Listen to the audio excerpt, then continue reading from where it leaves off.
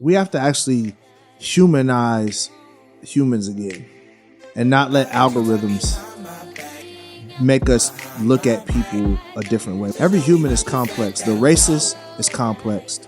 The sexual deviant is complex. When we see people from that's a result of brokenness. You can't claim to say that the church is a hospital and you're upset because somebody's bleeding. It just doesn't work. It doesn't work that way. Why you always talking about a hometown? All that unity between the black and brown. Cause dope. That man on that stage singing them worship songs, and that man on that stage singing these dance songs, that somehow or another the content of their music is going to sway the way for which Jesus looks at him. Because to Derek's point, I think Jesus would have much more flames for that worship leader up there knowing full well he's scheming on that 12-year-old little girl in the youth group, which is happening. Boulevard, I ain't gotta set gangster like, why ain't you from the West? It's been tons of time I've wanted to smack somebody, but I realized, like, you know what? This is not going to help nobody by me doing this. Hear me when I say this. I am not a pacifist. Like, I will pass a fist across your face. You know what I'm saying?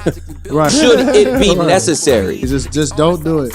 Look, here, to all you little 20-year-olds. And if you think she's pregnant, it better be 100% in your mind, and still don't say anything. Yeah, start with questions. No, hey, please don't say that. Good Lord, just listen.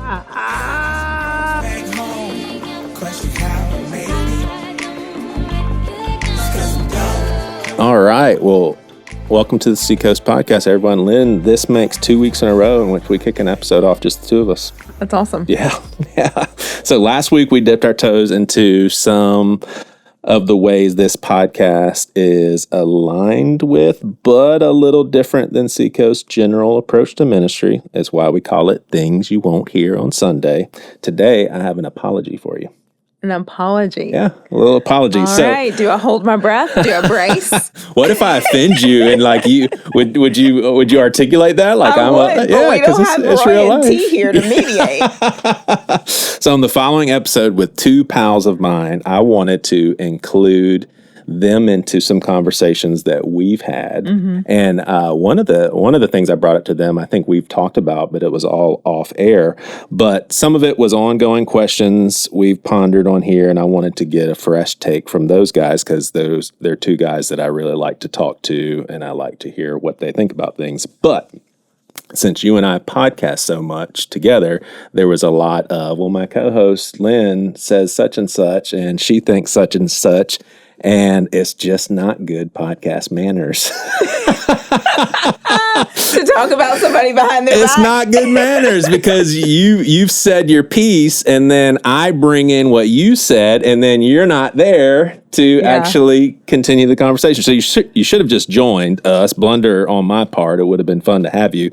But first and foremost, these guys agree with my use of the word friend, and they disagreed with you and Jack. Okay, well. So according to them, you and I are friends. Listener, if you don't know what I'm talking about, Lynn and Jack told me on episode 188 that they're not my friend. We did not tell him that. Joey is not telling the truth. Not the full truth. Kind of in a nutshell. I'm just kidding. All right, then, so I brought up a topic that got heated a little bit between you and I. I don't know if you remember, but the conversation about Jesus listening to an artist's album with metaphorical filth all through it. Do you remember that conversation? Yeah, we may have to bring that on. I don't think you used the word metaphor in it. Yeah, just filth. Just filth. So, listeners, you'll hear what I'm talking about, and then I think what we'll have to do is we'll reverse the order. Lynn and I and the host crew will have to actually have this conversation on the podcast, but I brought this up to these guys because it was something that Lynn and I and a couple of the others had off air. Well, in my opinion, they disagreed with you and were more in line with what I thought, but afterwards, they went on what I would call a very good tirade.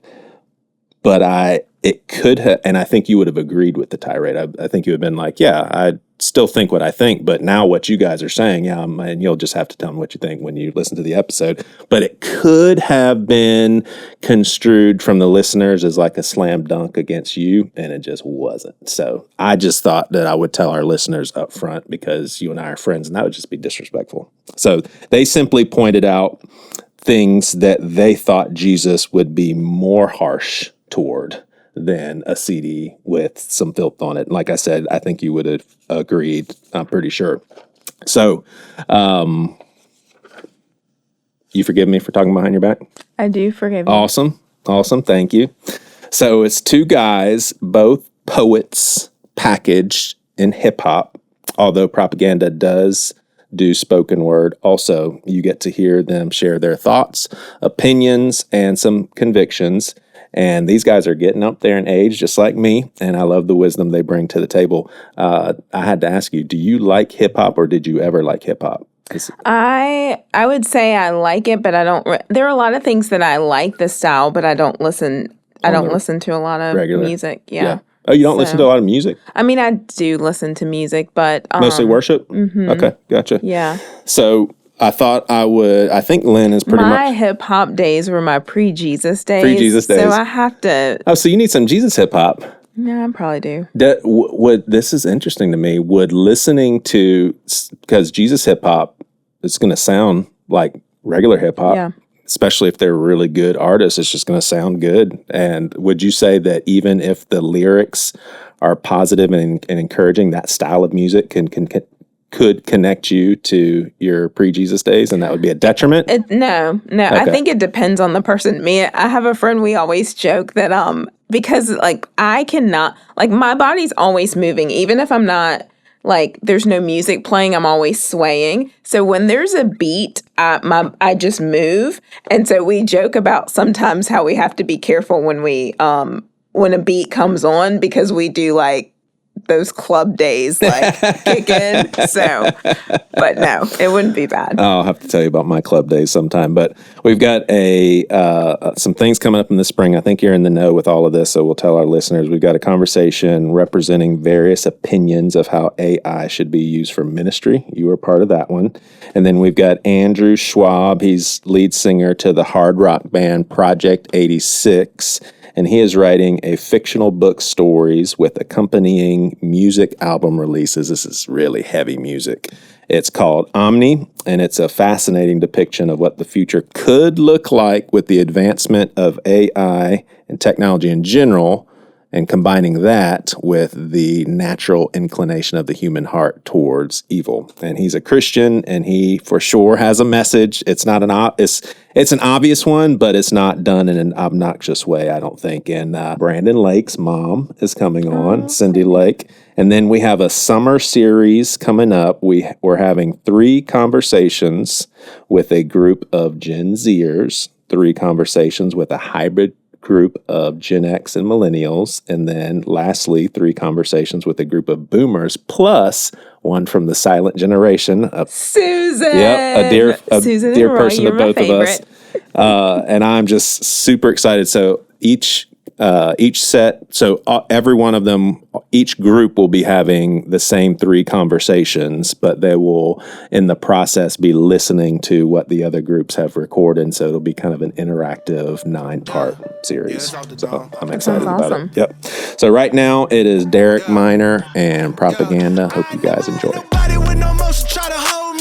I'm an OG, and that's the old me, the way I'm sitting nowadays. I'm money stacked 9 ways. I'm sipping on a latte. Why they all call me bougie? To the Seacoast podcast, everyone. If you're watching on YouTube, you may see some familiar faces. If you're watching right now as a patron, thank you for the money you're giving us to help bring hope to folks behind bars in the local prisons here, the Charleston surrounding areas. We are very appreciative. So I've been looking forward to this episode because it's just getting a couple of people together that I really love talking to and I consider friends. And I've got about 4 questions for y'all that are they've either been talked about already on this podcast, and caused a lot of interest amongst us host crew. And I want to hear what you guys think. And then I added one just for kicks. And then we're going to get into about 5 deeper topics. But we're here with Propaganda, Derek Minor. Y'all have both been on this podcast before. And this kind of leads us. Well, I'm getting ahead of myself. I want to know some family updates. How old are your kids now? What's going on in your lives on the personal side? Yeah. So I've got 19-year-old and 17-year-old girls, then 15 and 13-year-old, or actually my son just turned 16, so 16 and 13-year-old boys. And so, just crazy different season of parenting. Yeah. Yeah, I got a 14-year-old and a 12-year-old, so both of them play multiple sports. So we're walking through that joint is crazy. Being a parent, chasing around athletes is crazy. They just played their conference tournament, lost by 1 point. Oh, Sad. So harsh. Lost by 1 point. I'm really So sad. harsh. But yeah. Let me ask you this. After games are over, are you proud of yourself and the way that you manage yourself, Derek? Nah. I'm not. I'm the guy. I'm him. No, it's a 2-3 zone. You're supposed to be here. I'm that guy. Yeah. Nolan. Yeah. Do this. Son, head in the game. Yeah. Yeah, that's me. I'm him.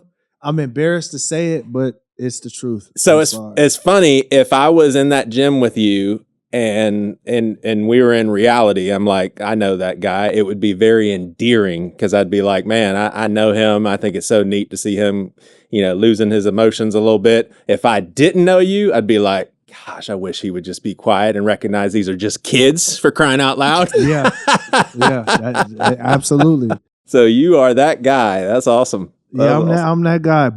And I always said I was going to be that guy. But I was going to brag on you and your sons, is that it also doesn't help that your sons are star athletes and and they're also giants. So they're giants and they're star athletes. It's insane how good they are at this. So then to have a dad still be like 2-3 zone, if your kid was just a regular child next to these guys that are probably going to go to the combine next week, you would be like, man, we working on it. We working on it. And Prop, your oldest has got to be getting up there, right? She's 20, man. Okay, that's what I would have guessed. 20 and 10. Those are my two. 20 and 10. Working. Yeah, she's she really coming into her own, figuring out her own stuff, understanding these bills, they say my name now. So now that that phone bill say her name and not our name, she thinking a little different now. You can't go out to dinner every night, So she's working, doing her thing. Super proud of her. Really is figuring out oh, this is what grown up means. Taking her time. We're not pushing her too much. My little one 10. She's this the first time I walked by the room yesterday, and she was just like, "Oh, I'm changing," and I was like, "No, she's not my baby no more." Oh gosh, yeah. She went and got her nails. She is a girl. Got her nails done. So she, what I'm saying. She wanted to go get some birria ramen, and I handed her the bag for her to hold because it's her ramen. You know what I'm saying. And one of her nails popped off. So she yelling at me you made me lose my nail. She in a K-pop dance class.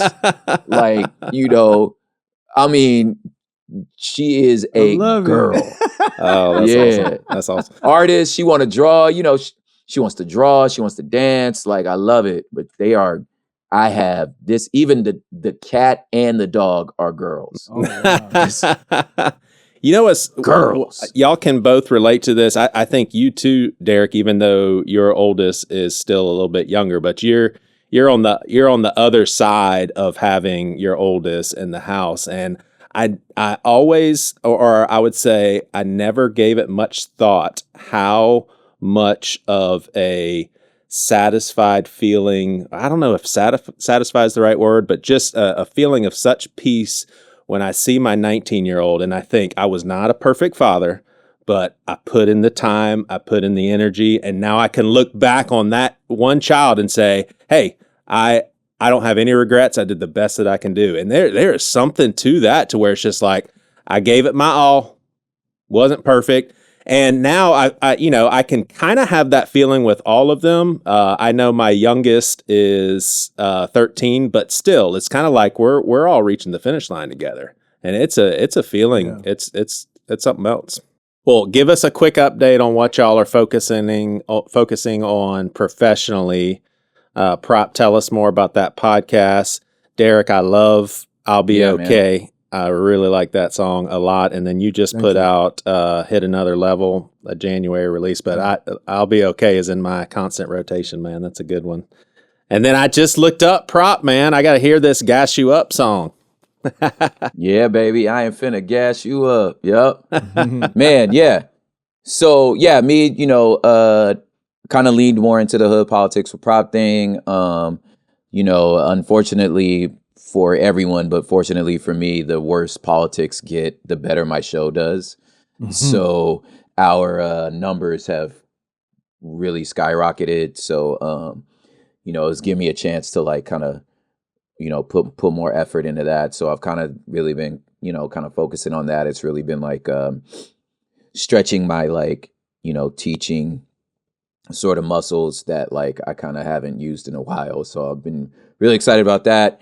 2024 was probably one of the hardest years I had, like professionally and financially. So like during that time, I just kind of wrote a song a day. And if you write a song a day, like, I mean, a handful of them are going to be good. So like, 5, so you end up sitting on, I ended up sitting on a bunch of albums. So there was the one that we did with my man Sean P, Your Arms Are Too Short to Box with God. Great record, real boom bappy. I did a poetry album called The Beautiful Inling. This is my first all poetry record. And then kind of came back home with to partner up on the back end with Derek and the RMG team for this next project, which is the single you're talking about, Gas You Up. So this album's called This Is Our Fellowship. And really it's just about manhood, masculinity, and like, but it's really about manhood, man. And just like, if you, look around, it's like, we're not doing all right. You know what I'm saying? Mm-hmm. And it's a lot of shiesty, charlatans out there that are attempting to capitalize on that, to tell you, well, this is what you need to do, and like, man, you don't know. Mm-hmm. You know what I'm saying? Like, so like, that's what the record said. The record's called This Is Our Fellowship. Like, so I'm like, yo, we're in this together, guys. Mm-hmm. Yeah. I love that. I love that. Yeah, I dropped my album Vigilante last year. I worked on it for 6 years. Super proud of it. It was an album with me and my homeboy Cannon. Right now, I just launched a podcast called You Can't Say That in Church. And it's pretty much me talking about all the stuff I feel like talking about with no filter. So that's been really, really fun. I bet you're therapeutic too. Oh yeah, very therapeutic, very fun. But I try to consider the audience that what they want from me, but that's my unfiltered opinion. So like, you get to hear me talk about it, what I want to talk about. It's funny because it's the Derek I know.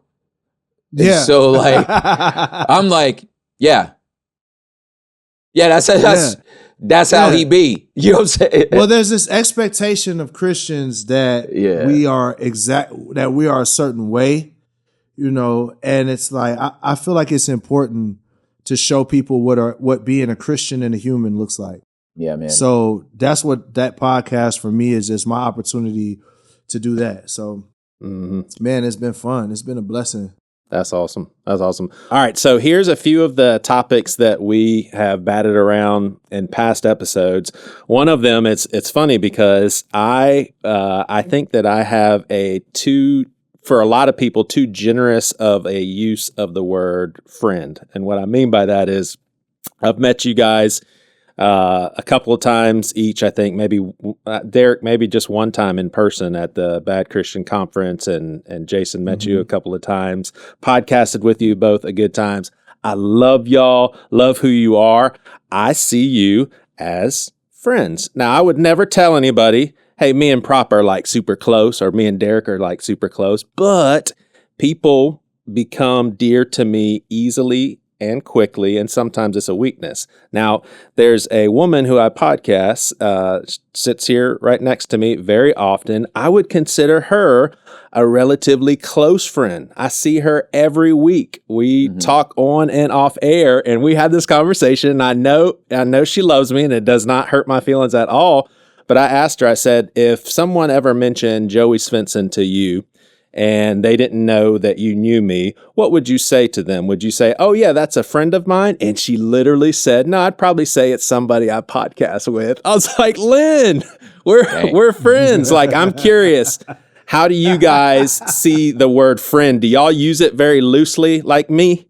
Like, do y'all get what I'm saying? I'm not going to, I don't see you guys regularly. I'm not going to invite you guys to my kids' graduation parties, but I like y'all. I know y'all. Y'all are friends. Me personally, I don't usually say friend at all. It's just like, that's my dog. Yeah. That's my G. Yeah. That's my homie. Yeah. So I don't ever usually use friend, but I think it feels the same word. Yeah. I make friends really, really fast. And it's because I grew up detached from most of my family. So we had to make family. Like all my family was in Michigan. We moved to Tennessee. So I had to make friends really, really quick. So I feel that way about a lot of people, like friends. I got friends everywhere. But also there's like another layer of friends that's like, oh no, they've transcended to family for me. Yeah. So that's kind of my perspective on it. I think that's really more my perspective. It's like, friend is just someone I look at and I have fond memories of being around, and they're not a threat. That's my people's. Like, that's someone I feel like I could call and we could have a conversation with. I'm tracking with how matters. you said that. Yeah. But family is different. Family is like, they see every part of me. Yeah. And regardless, I know they're not going anywhere because they love me for me. Mm-hmm. That's not always true with friends in that category. Mm-hmm. You know? Or at least you don't, a lot of people in that category, you don't know because you haven't walked through those situations where they have a choice. Exactly. Yeah. Exactly. So I've had to create boundaries and space to know also that what my version of a friend is may not be someone else's version of a friend. Yeah. And I gotta be okay with that, right? Yeah. I've definitely learned over the years how to mitigate this tendency of mine just to give too much too quickly. But Prop, do you see friendship similarly to how I think Derek and I both see it? I definitely track with him. Yeah, very similarly, and kind of the same, like, you know, when you almost, like, metaphorically speaking, go to school out of district, you know, like, yeah, my close-knit family network, you know, was in a part of town that I didn't live in. My mom's from Washington, D.C., so she was on the other side of the country. So I think I never thought about it that way until Derek said it. But yeah, it's kind of the same. Like, I've learned to make friends pretty quick. You know, I think, yeah, like different categories of stuff. Like, I have friends I really only know, rap friends, people that I really only know through hip hop, who I deeply care about. But yeah, like, it takes a while before they get invited to, you know, the graduation. You know what I'm saying? So like you said, but a handful have, and those people, like Derek says, I would categorize in the same, like, okay, that's family, that's my brother. You know what I'm saying? But yeah, I am quick to be kind, but I think there's another layer of this too, is that we live in a culture and in a field that is very much rewards climbers and attaching yourselves to names and brands and self-aggrandizing and overestimating or overselling your relationship to somebody. So when they're like, yo, he's one of my closest friends, it's like, it's hard to trust that, you know? So, since that's such a turnoff for myself, and I know for Derek, we try not to speak like that. So if I don't really know that person like that, then I'll be like, oh yeah, you cool, homie. You're like, I'm gonna try to be as accurate as possible with my layer of connection to this person, because stuff goes sideways too quick. All right. Two more quick questions. And we determine as a host crew generally that men and women are very different in this regard. I basically put two of our women in a thought experiment, and I just basically asked them, I said, look, you show up to work and you're extremely sick and you're just barely making it, but you're coming to work because you got some stuff to do, or replace sick with tired. You haven't been getting good rest. You're very, very tired. If I were to say to one of these women, wow, you look awful. I'm so sorry. You must be very sick. Or, hey, you're tired. You look really tired. You've been getting rest. Across the board, they've said it would be devastating. Like, not only do we feel horrible, but now you're saying we look horrible. I feel like, and I've checked in with two other guys, if someone says that to me, if I'm feeling really sick and someone says you look sick, I just think to myself, thank you for noticing it. Thank you for the empathy. Thank you for basically bringing that to, out in the open, because yes, I don't feel well. Thank you. I don't see it as a personal, oh my gosh, now I'm heartbroken. I look bad. Like, how would you, if I said, Derek, man, and you have not been getting good rest, and I said, Derek, man, you look really tired, man. You okay? You've been getting enough rest? Would that be hurtful to you? Oh yeah, I'm gonna tell you right now. Yeah, I'm fried right now. Yeah, I don't have zero problem with telling you that I'm down bad. But I think the main issue why a lot of women probably struggle with this, I'm not trying to mansplain, but it's because look at what we put on women. Like, as far as externally, we put so much pressure on women externally to just have the perfect body, perfect face. If a woman has a frown on her face, it's like, oh, she looks mean or she looks unapproachable. So it's like I there's a lot of pressure, I'm sure, anxiety that comes along with that. So I could see why a lot of women would be offended by that and maybe feel a little pressure there, but it doesn't bother me. So you think the main difference is basically society's expectations and cultural. Yeah, that makes sense. Yeah, to me. It's a trillion%. It's the power dynamic, the fact that this is a male voice saying that to her. Look, living in a queendom, living in this matriarchy really made me be aware of things that I would not have been aware of. So the type of power dynamic of me expressing that to a coworker, there's just a societal power dynamic that neither of us asked for, but it just is. You know what I'm saying? So, I almost step back and be like, first of all, I would never say that to her. I know now. You know what I'm saying? Like, I would approach it much differently. I would more approach it to be like, yo, how you doing today? Like, start it like that, and then let her say, dog, I'm exhausted. And I'll be like, oh, word. This is really for you 23-year-olds out there that are just now getting into the workforce. Like, don't tell your female coworker that she looks sick. Or tired. Or tired. Yeah, just how about don't do it? Don't do it. You know what I'm saying? Like, it's gonna be a bad day for you. Yeah, just don't do it. Look here. Yeah, to all you little 20-year-olds. And if you think she's pregnant, it better be 100% in your mind, and still don't say anything. Yeah, start with questions. No, hey, please don't say that. Good Lord, just listen. Just look. I made that mistake in high school. No, I made that mistake in high school and never made it again. Yeah. Never made it again. I mean, to actually hear a woman look at you with just she's wrecked and says, I'm not pregnant. Yeah. As a high schooler, I was like, oh my gosh, I want to die. How do you apologize? What? How do you apologize? What do you say after that? You're just like, I'm so embarrassed. I know. Yeah. All you can say is, I'm sorry for being so rude. Yeah. Yeah, you could tell a guy that he looks pregnant. It's funny. He'll probably go to the gym. Yeah. All right, last question, and you guys, or last quick take, and y'all are gonna be like, Joey, are you kidding me? but I've never been able to talk to you guys about this. And for me, it's one of those topics where if I haven't talked to someone about this, it's interesting because I haven't heard their thoughts and their take. But we're going back, I don't know, 4 years, 5 years on this one. Will Smith, Chris Rock. What's y'all's quick thoughts? I'm curious, like, what do y'all think about Will Smith's behavior and how he handled what he handled? Feel like you gotta hold your water, brother.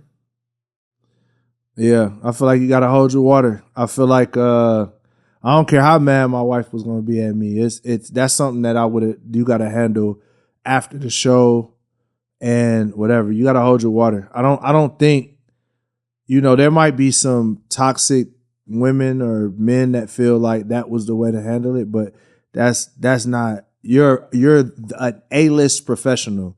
There's just a higher standard for you than that. So that's me. Yeah, that was season 9, episode 10. So like this should have, whatever that was, the issue was 10 years ago.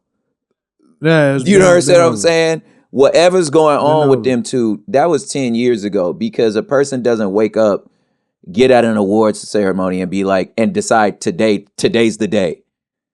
You know what I'm saying? Yeah. Like, nah, bro, this should have, now that I'm not trying to avoid the question, but I am trying to complicate it to be like, that's not an isolated thing. That is way too layered, because what gets you to that is what I'm interested in. Yeah. You know what I'm saying? To that type of behavior. Because like you said, anyone in their right mind would be like, all right, I'm going to holler at him later.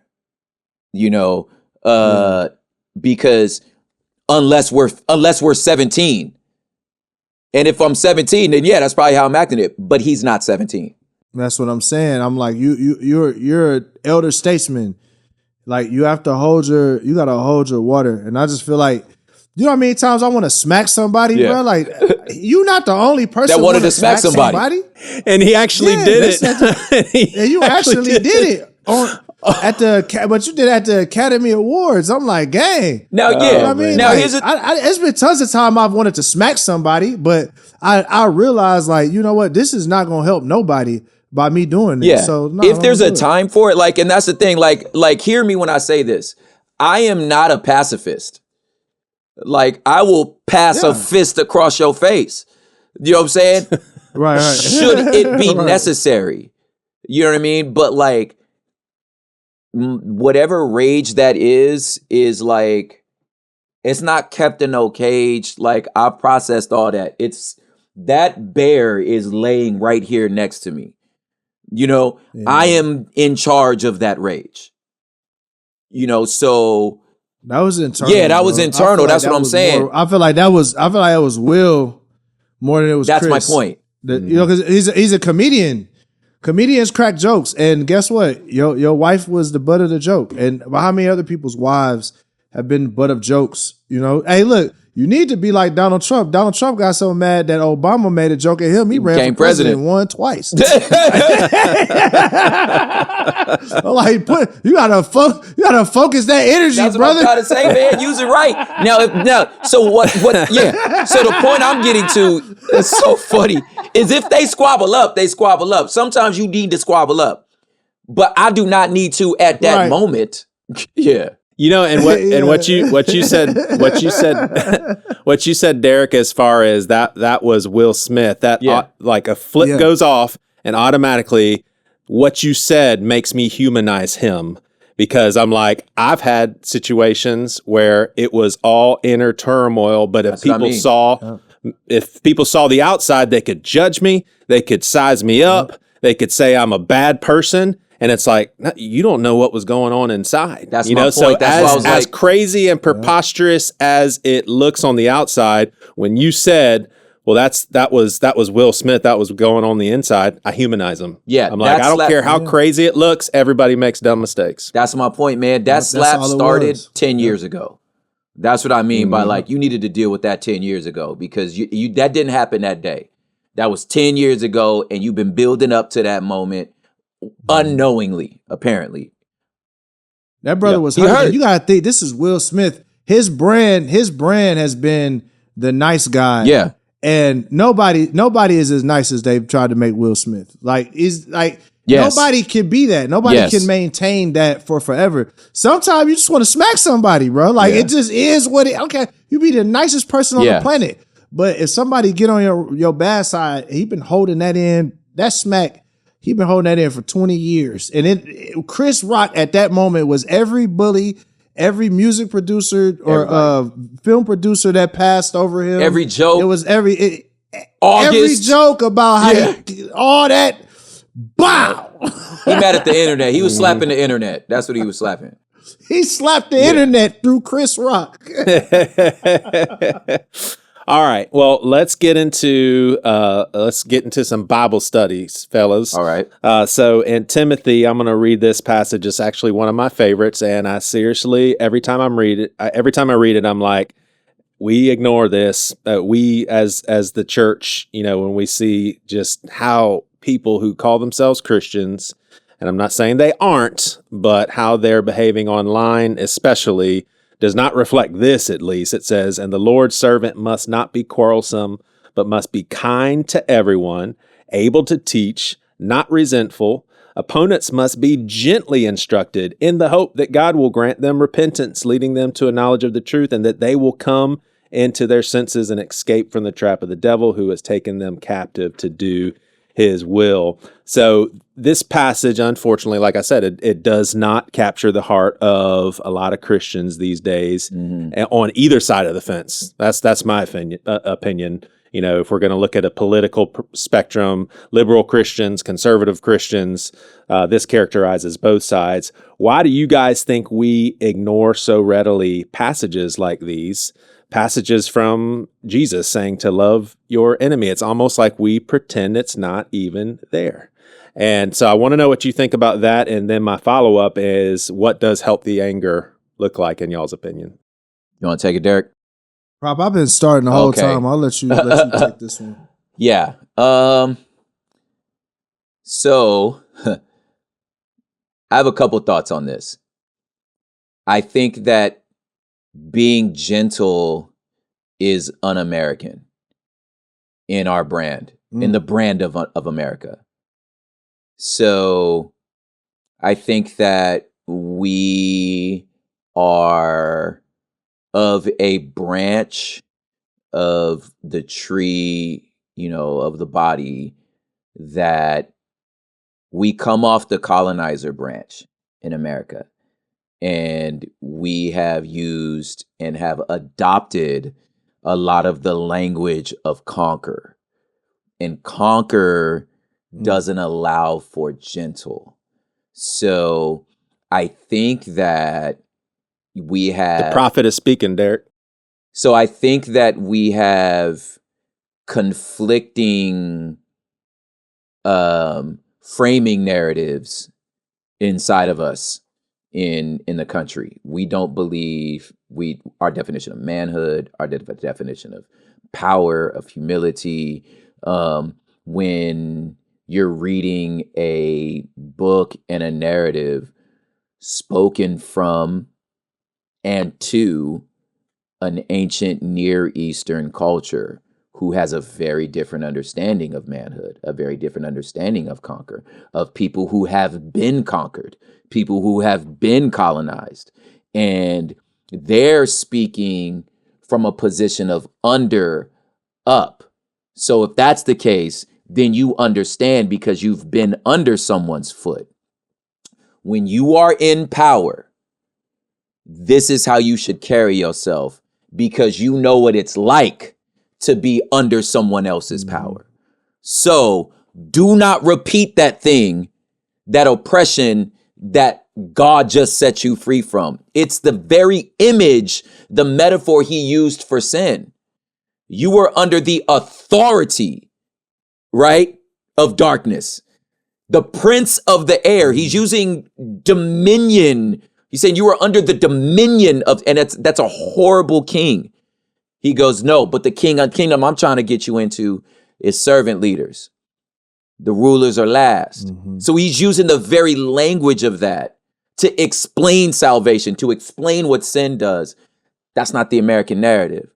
So I think there is a deep, if you don't have a global understanding of the body of Christ, if you've only seen Christianity here, even the way we talk about missions is imperial. You know what I'm saying? It's because it's rather than saying, I am going to go learn from the Brazilian Christians. I am going to go sit at the feet of the Nigerian persecuted church and tell me how your faith is still like this. Not, I'm going to go rescue y'all or I'm going to go, I'm going to go learn from y'all. Which is, I know I could put words in Derek's mouth in this sense. That's what it did to us.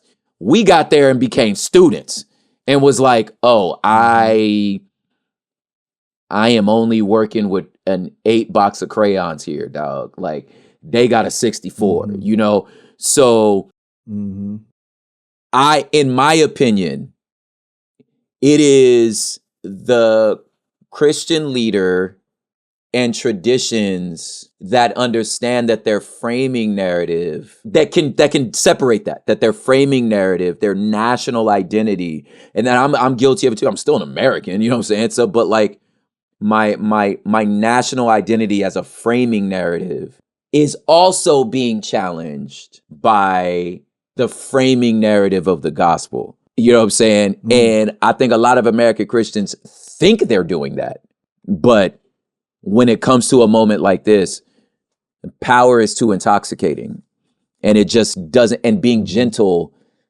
is just not American. That's heavy. What does a healthy, I'd use the word healthy, what does a healthy anger look like? Because we've talked about this before and it's like, I think the goal would be not to be consumed with anger. And I forgot who said it this way, but I agreed. He said anger can be a tool, and it's something that we can utilize. And if we're carrying deeply rooted in love, then anger is going to look a lot different. We're not going to be consumed by it. Yeah. See, I honestly have a different opinion. I think people aren't angry enough. Yeah. My son, I told you that they lost the game by 1. And the way they lost was they had a 5-point lead with 50 seconds left. And game transpired to where the other team whittled away to that lead and they were only up by 1. And this was with like 15 seconds left. And my son gets the ball and he shoots a layup. And it looked like someone scooped the layup out of the rim. And then the other team took the ball and shot an air ball. They didn't play defense and get the rebound, and the other team got the rebound and won in the last 3 seconds. That's how they won. It was heartbreaking. Jeez. And my son was mad in the car. He was crying. He's snotting everything. He feels like it's all his fault.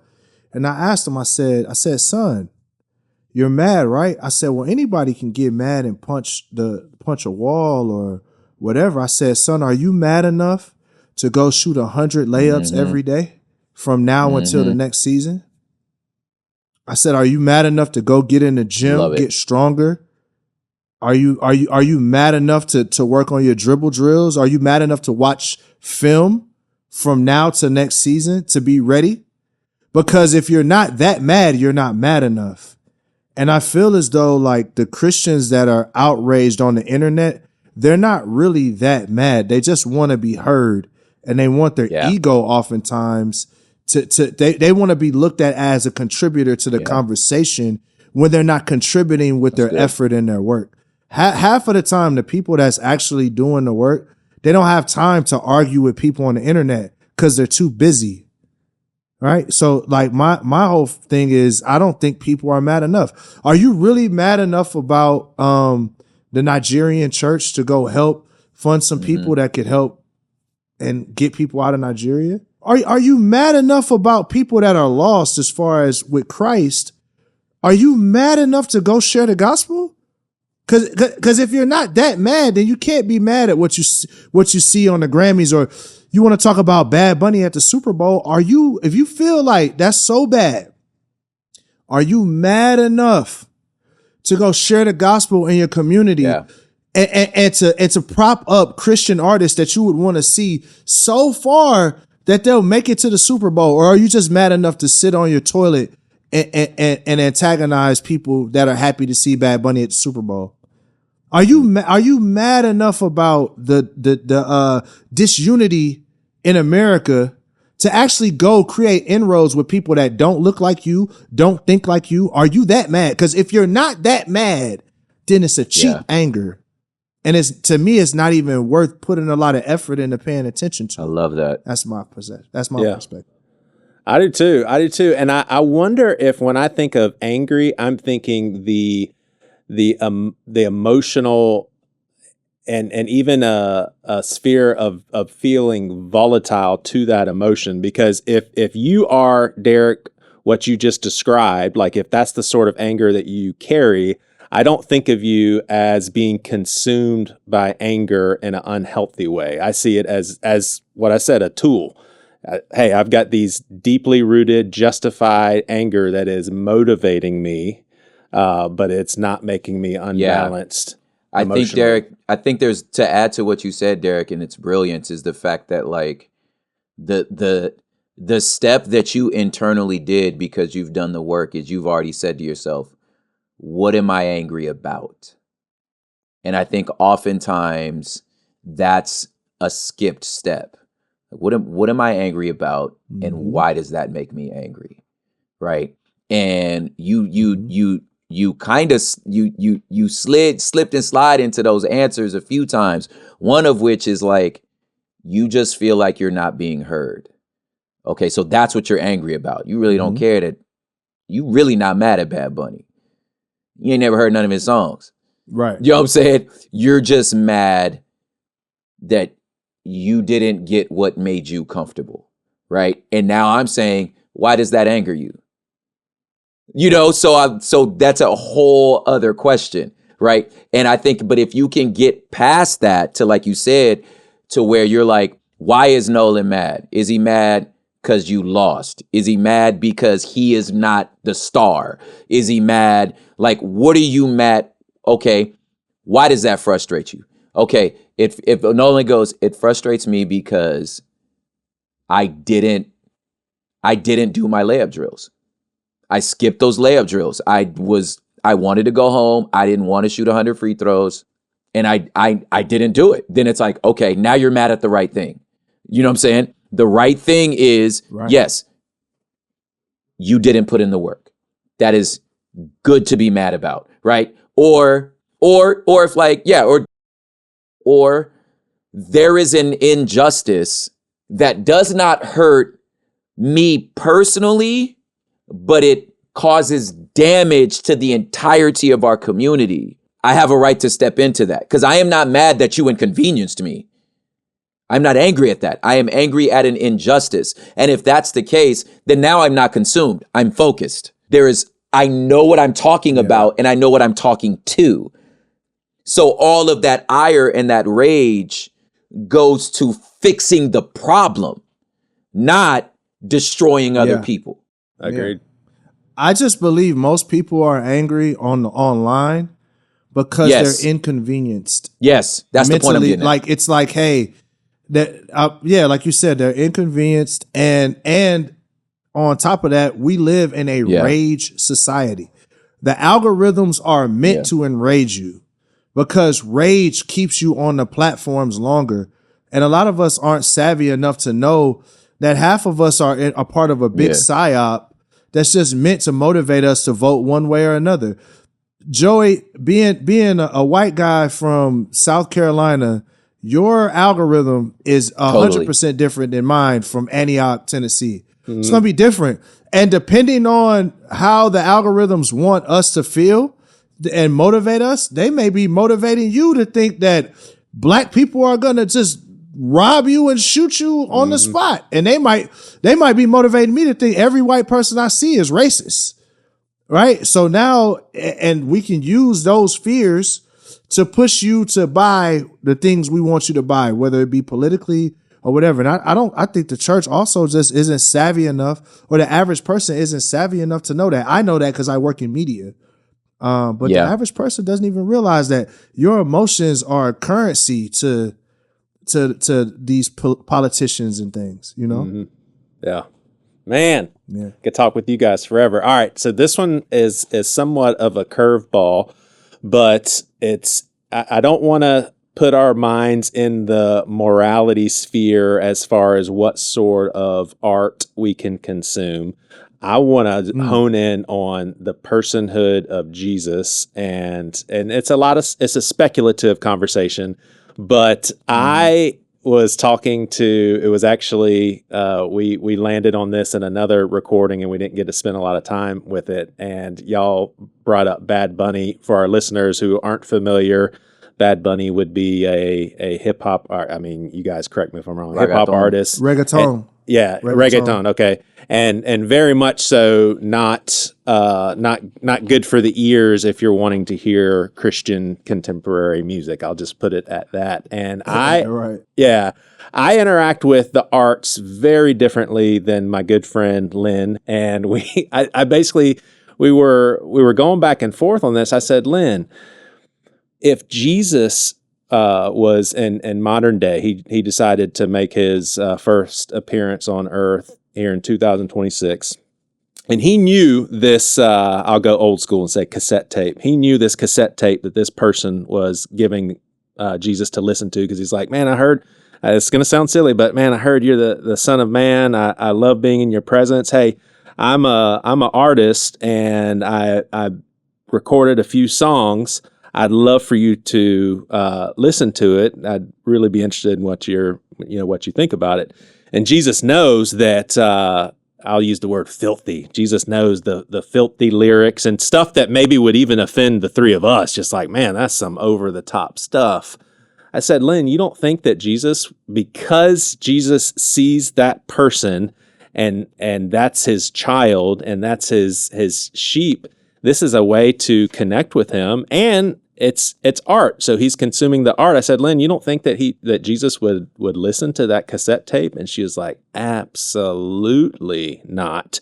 And I totally understand her perspective. And she didn't in any way insinuate that Jesus would disconnect from that guy. He would press in relationally. But I don't see why Jesus wouldn't say, yeah, let me listen to that. Let me tell you what I think artistically. Weird question, but I'm curious what y'all think about it. I think Jesus would honestly be more frustrated with the Christian industry and people making money off his name. That's why I think he'd probably be more frustrated about that. I think Jesus would do what he did then, for that, which is when like, you look at, let me show you. Let me show you this tax collector. Let me make y'all a whip, and run y'all out of here. Who's serving me much better than all of y'all? No, I mean, like, that's literally, that's when we look in the scriptures, when we look at the temple, what made Jesus flip tables was because they were selling sacrifices outside the temple for people that didn't have sacrifices. And he got mad. He said, you turned my father's house into a den of thieves, right? So I think Jesus would probably be more irritated with, and we know the Christian music industry isn't just Christians. And we're not even talking about Christian music industry. We're just talking about Christianity in general. There's people making money off of Christianity by sowing division, by sowing frustration, by sowing fear into the world. They're making tons of money off of it and getting a huge platform. And we take it and we consume it at a high level, but we feel like it's safe because it's Christian content. Honestly, some of this Christian content is more toxic than any Bad Bunny song you'll ever listen to. And that's just the facts, because you gotta think of what it does. It builds fear up in people. Like, at least some of these mainstream secular artists, when you listen to their music, they're at least being honest.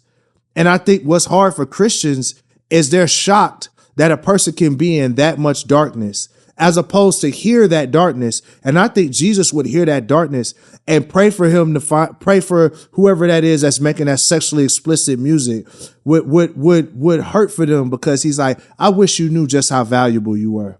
I think if Jesus heard that violent music, he'd say, I wish you knew how valuable your life is, and in turn, the life of the person who you're bragging about going to go kill. I wish you weren't so angry. And again, I say, if you're mad Are you mad enough to go into the inner city and try to heal people in the inner city? If you hate the music, it's a way to fix it. Take all these resources that we put in everywhere else and go into the hood and say, we're going to adopt all these fatherless kids. We're going to show up at their games. We're going to help them with their homework. We're not going to make it to where the schools that are in the rich part of the county get all of the resources. We're going to actually do something different. We're going to say that those rich counties are going to help fund those inner city schools because they have actual issues, right? Are you that angry? Because I think that's the kind of anger that Jesus would have. Is you people that got all this money are watching all these people and you make this music and have this hard culture and you have the means to help fix it. But you'd rather go buy another car. You'd rather buy another building. You'd rather build bigger barns. That's what I think Jesus would think. You preaching, dog. I mean, Jesus, and especially if we're going to use Bad Bunny specifically, I'm like, okay, to stay with the metaphor, I know he's a stand-in for multiple things, but to use him specifically, he would know that boy's name is Benito. He would understand what it means to grow up in Puerto Rico. He would know what that boy prays about when he's off the stage. He would know what his heart is as to why he's doing music, what he means to his city, how he, follow me now, left the tour in 2019 all over Europe because Puerto Rico had a hurricane and the United States wouldn't fund the cleanup, that he paid for it himself. So I think Jesus would know that. I think Jesus, you understand what I'm trying to say? I think Jesus would know much more than lyrics, and them lyrics wouldn't catch up on him. I think he would know what those lyrics mean to the Latino community, because I've seen him cry tears about the beauty that Bad Bunny has given to them, the dignity that his music has given to Latin America, that I've seen in my own eyes. I saw my wife cry. I saw her cry watching his special on Amazon, weeping, like the fact of the way that she was seen in that. We've been going to church for years. I ain't never seen her cry at church. So I think Jesus would know that.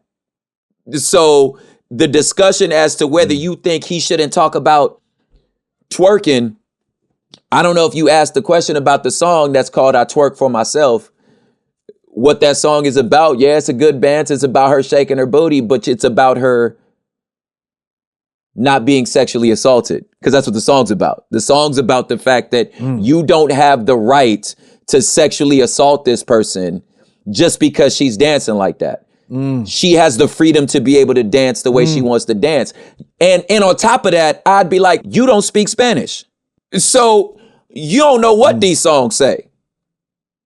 You ain't take the time to dignify to just to even try.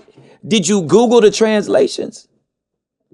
So I just think there's so many other things happening here that are so much bigger than your lyrics. Because again, using Derek's point, I'm like, Derek also knows, or not Derek, Jesus also knows when that worship leader gets up. Yeah, Jesus, same Derek, Jesus, right? You know, that, kind of same. I mean, I'm just saying. Don't you put that on me, Ricky. Don't you put that on me, Ricky. But my point is, Jesus also knows when that worship leader gets off that stage, opened up his phone and look at that kiddie porn. Jesus knows that.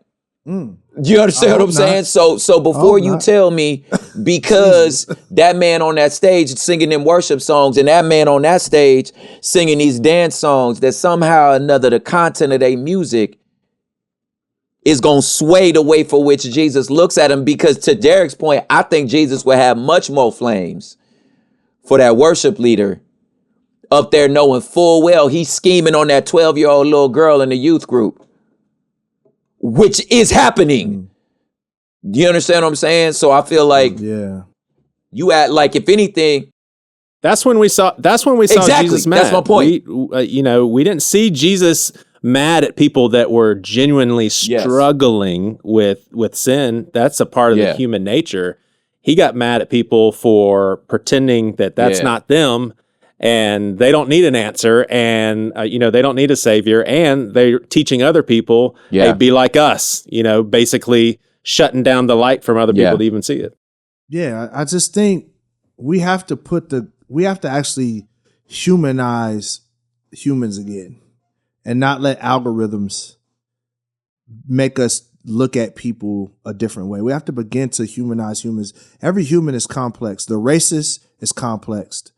You know what I mean? The sexual deviant is complex. And most of the time when we see people from that's a result of brokenness. That's a result of brokenness. And you cannot be upset. Or I would say this, you can't claim to say that the church is a hospital and you can't claim to be an EMS or a paramedic and you're upset because somebody's bleeding. It just doesn't work. It doesn't work that way, guys. Like, we're going to have to start looking at humans as humans. I'm talking about even people in the church, like the example you made of, we've seen a lot of sexual scandals in the church, and it's because we look at people as not people, and we just assume because they're talented and gifted with their words that they don't have deep, dark things, and that there's not even a space for a lot of Christian artists and celebrities, shouldn't even be any Christian celebrities, but since there are, like, there's quote unquote Christian celebrities, who can they talk to about their issues, right? Like, we have to begin to humanize people again. If we don't do that, the church is going to be ineffective and obsolete in the next 100 years. All right, we'll wrap this up here with, I'm going to try to fit in 2 more questions. One is, and it's a pretty trite question, probably asked tons of times, but I am deeply curious in how y'all would answer it, because I think when you get up there in age, I'm going to hit 50 here in the next year and a half or so, you really do start looking back on your life and you appreciate, if you use the terminology, doing the hard work. If you've done the hard work, you can really appreciate seeing how far you've come. You have a wider lenses to how far you still have to go, but you can also appreciate the growth. And I think back at 20-year-old Joey, and I'm just like, gosh, I wish I could go back in time and teach you what I know now, but there's no way you can learn that stuff without putting in the time, putting in the work. But when y'all think about 20-year-old Derek Minor and 20-year-old propaganda, what do you wish that they knew then that you know now? I wish that I could tell myself that what's more important than making money, what's more important than being popular, is that you be a whole human being.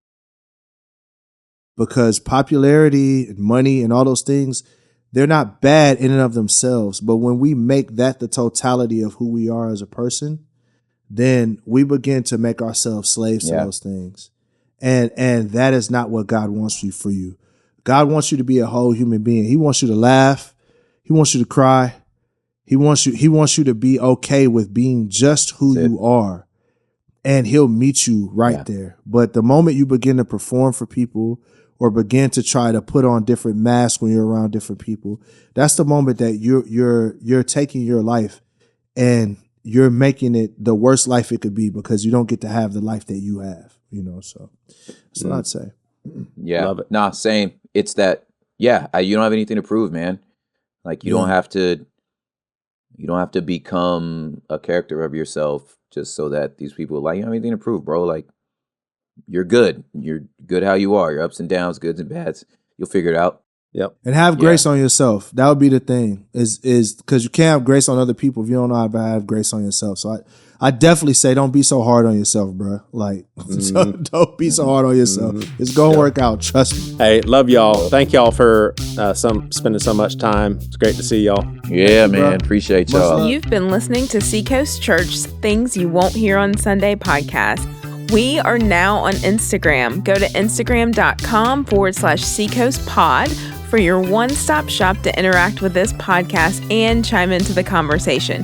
You can also be a patron of the podcast and receive exclusive content and live feeds of our recordings. All of your support goes towards Seacoast ministry efforts and local presence. All of this information is in the show notes.